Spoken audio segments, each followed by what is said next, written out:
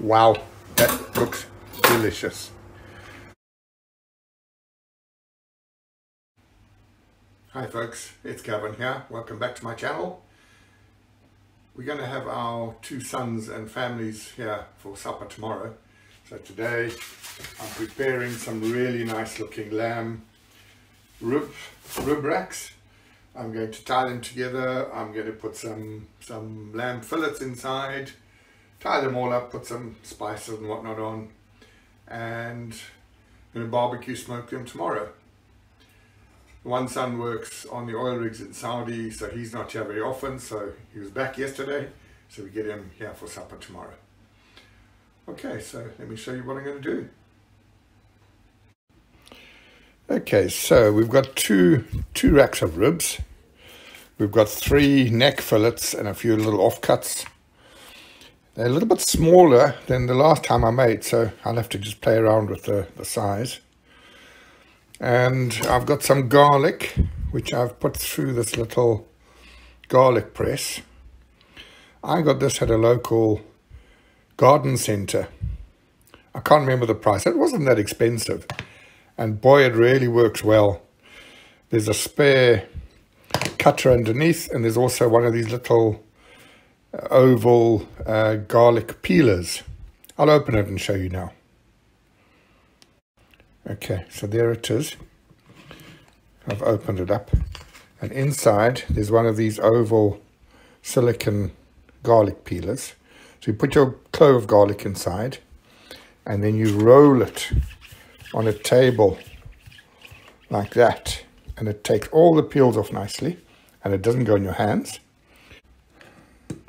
Okay, then also there's a spare cutter, which is just a long cutter compared to this one, which is little tiny squares. So it's a bit of an option. And then on that, the little tub collects all your garlic.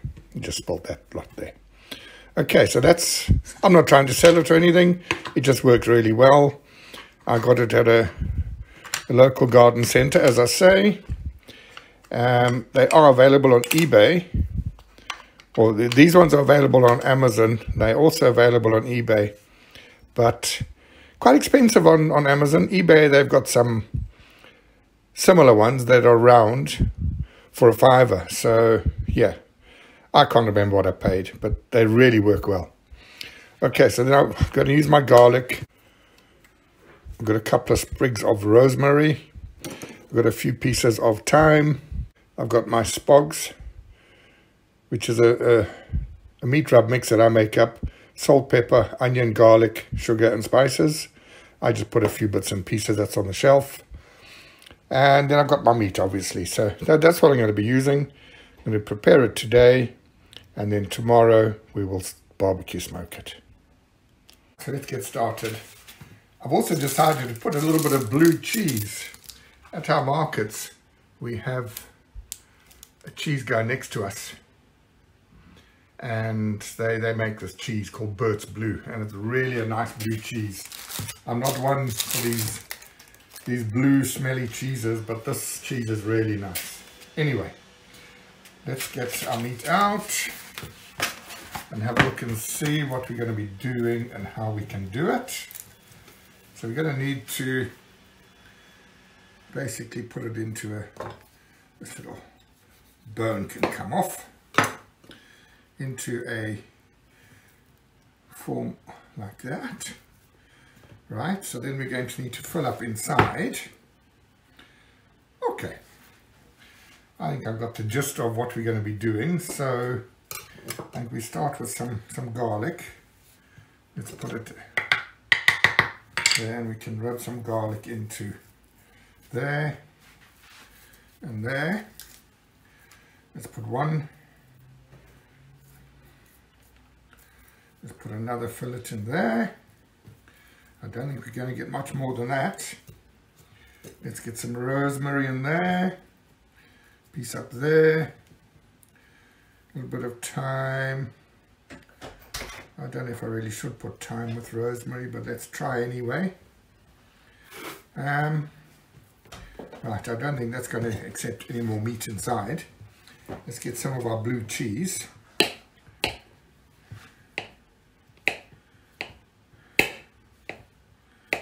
Chop him up. Never had blue cheese with lamb before, but it's worth a try. Just hide some all over the place. It was funny when we first started doing our markets with this cheese man next to us. I always said to him, oh, I don't like blue cheese.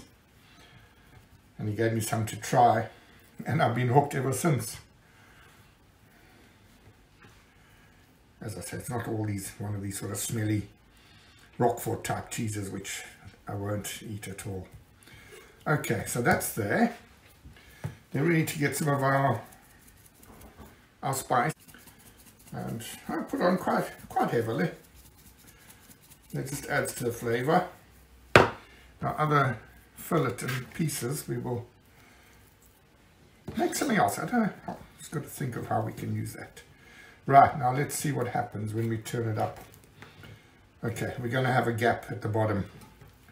So, let's put the other fillet in.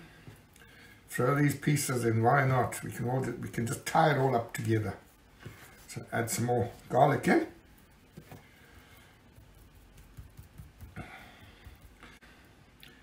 I'll tell you what, we've also got some mint glaze from the butchery. Let me go and get some. Okay, so this is the glaze that the butchery uses, and it's just a mint glaze that they put on lamb, and then put that in one of these trays, and it just infuses inside the meat. So I'm using it as a spice. It's actually delicious.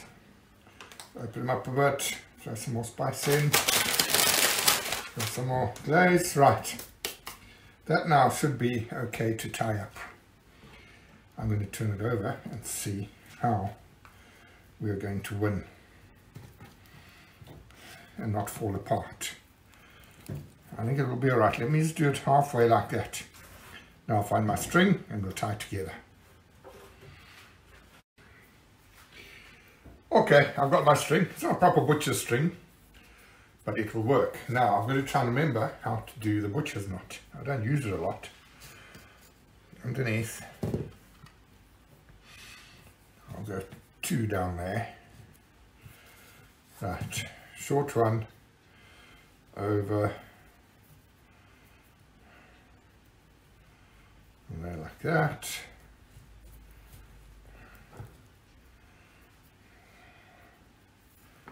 Tie it up there. Then pull him through. Whoops.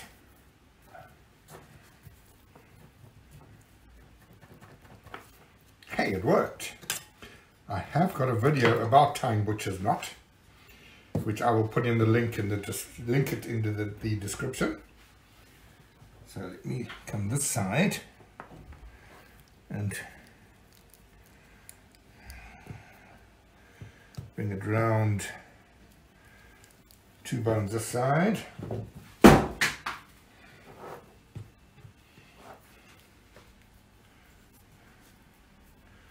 Right, little granny's knot, pull it tightish.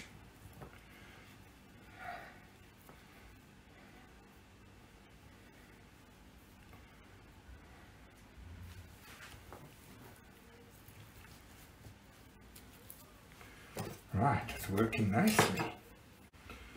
Okay, so now I need to tidy it up a bit. So, got to get all the bones one after another.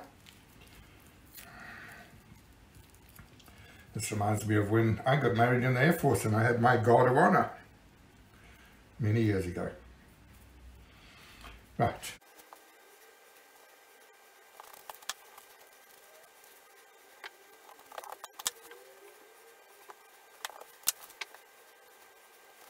Right, let me just show you again how to do these knots.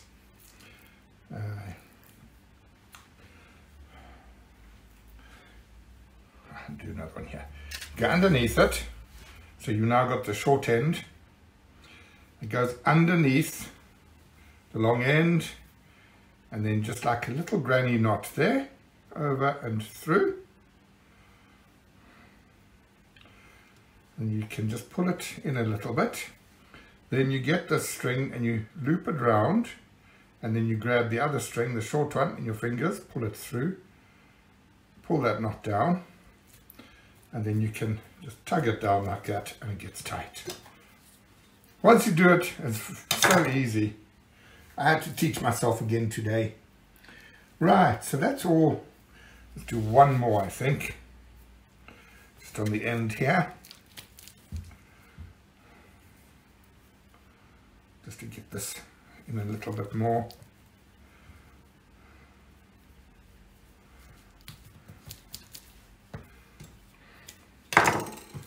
Right.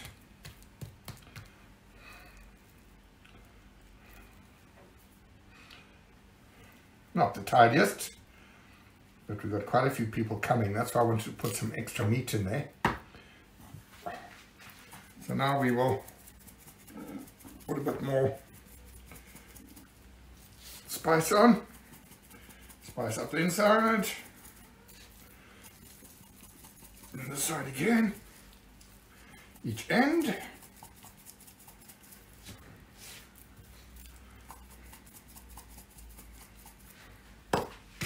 Right, so then I'll put in his dish. I will cover it with some cling wrap. Right, so put some cling film on.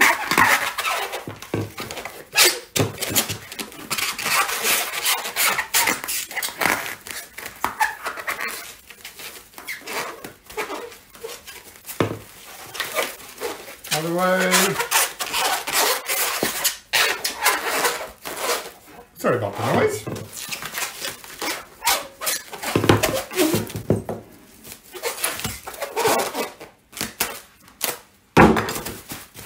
Right, so it's all nicely cling filmed, and that can go in the fridge. So until tomorrow, we'll see you then. So welcome back. This is the next day. It's a bit drizzly and overcast, so I've got my parasol up today. I love my parasol, it really works well here. So we'll get started by getting a chunk of charcoal ready, and that I'm going to be doing in my charcoal starter. I've got it full of briquettes and a bit of old charcoal. Some's new, some's old. I've got some lighter cubes underneath, and I've got my gas lighter to light it. Okay, so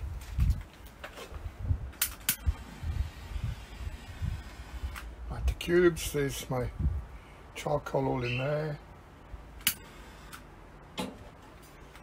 Leave that about 25 minutes and it should be ready.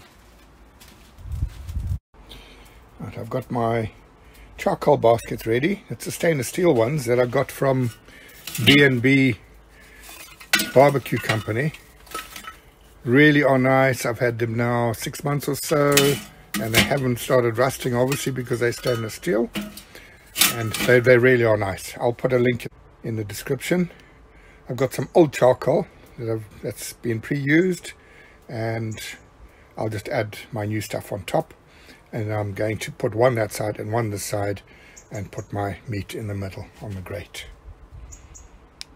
Another thing I just want to show you quickly is to clean the sides of the barbecue. They always get greasy and whatnot like that, and the gunk that sticks on it. I use paint scrapers. So that's a small one. I've just ground the top down a little bit, just to, so it's not straight. And then I've got another bigger one. So with those two, I can really get scraping nicely, and I just scrape it all down and then it comes out the bottom. Hope that helps.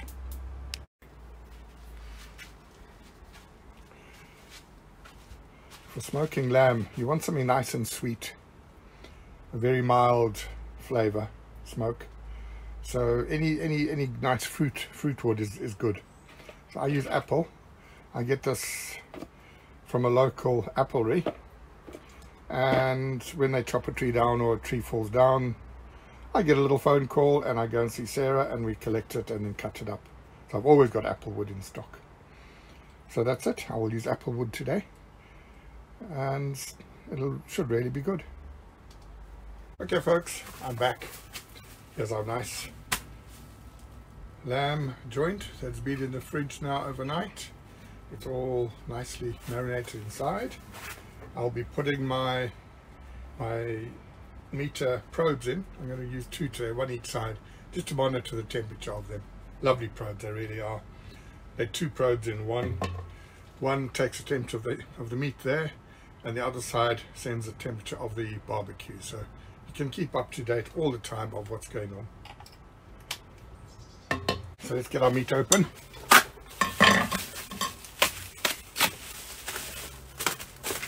Nice knives. These are from Japa Knives. I'll put a link down on the description about those as well. Right, so there's our lamb, and I'll get 2 probes out. Switch that on to Wi-Fi. That's what's nice about it. It uses Wi-Fi. You can monitor it from anywhere that's got internet. I put 2 probes in, 1 each side, and that's going to then go in the center of the barbecue. So that's in there. Then we switch, the meter is switched on, and we can see it's got little ticks there, which means that it's found the probes. It's found all 4, but we're only using the 2. And then we need to set up on the phone. So we get our phone, we hit the meter app, and we leave it a short while just for everything to click in. It's got up top there, it's got a little icon for cloud. Told it to use Wi-Fi. I don't know why I didn't want to use Wi-Fi.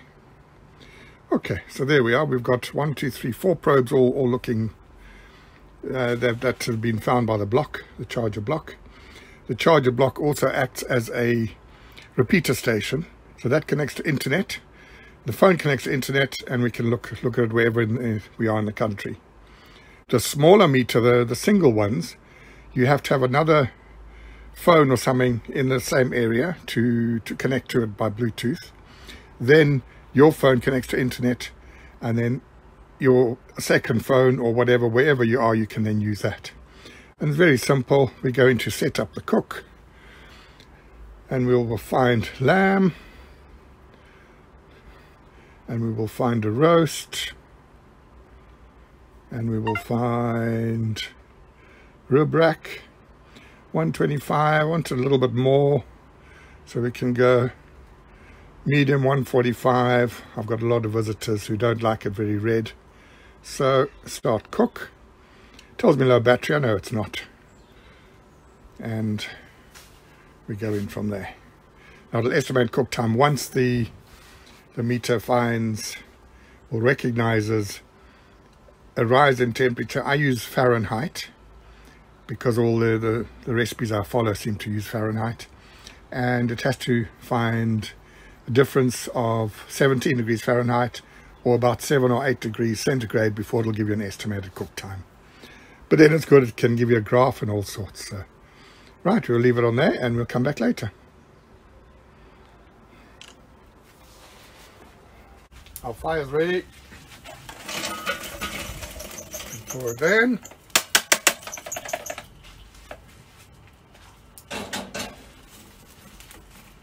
Move them across a bit. From there. From there. We'll close it up to, we'll put some smoke wood in. Just going to do one small block today, maybe a little block over that side. I will go and get the grate, and then we will get going from there. Okay, so I've got my meat in a baking dish, oven tray, put that in the center, put some water in it. It's always nice to have a bit of water, and smoke's going. It's going to heat up nicely now, and top vent's open.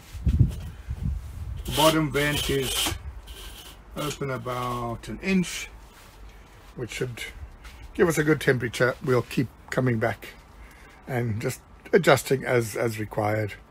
The meter thermometers are connected, so now we just sit back and relax. Okay, on the meter you can see the two top ones are showing like some flames and what have you on the top. It might not show up nicely, and the other two have got ticks. The two top ones, 1 and 2, that just shows that it's got a cook set up, and the bottom ones just show that it's connected. Bottom ones are still in the block, obviously.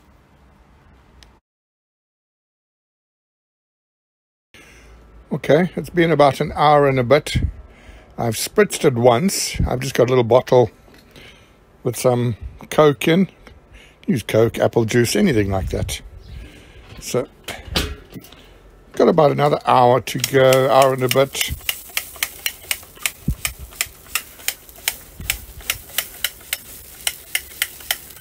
Spritz them like that a bit. Having the water in the dish as well makes a difference, so it keeps a bit moist. Okay, so I'll let them keep going. Watching my meter temperatures. I will put a link for the meters to buy meter probes and whatnot in the description for you as well. It's just about ready.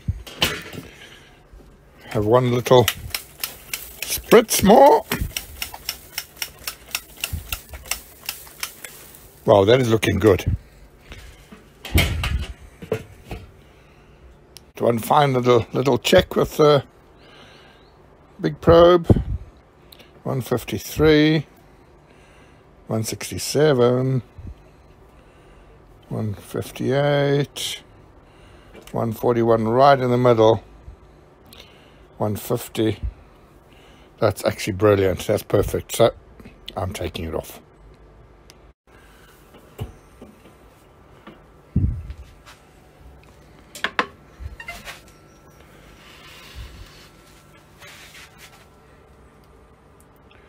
That looks gorgeous. Really looks nice. Right. We'll take that now to the kitchen.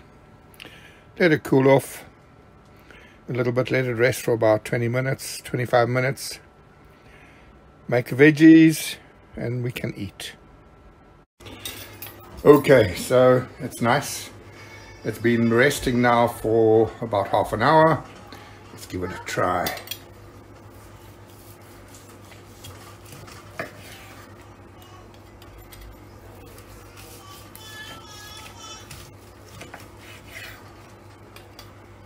Wow, that looks delicious.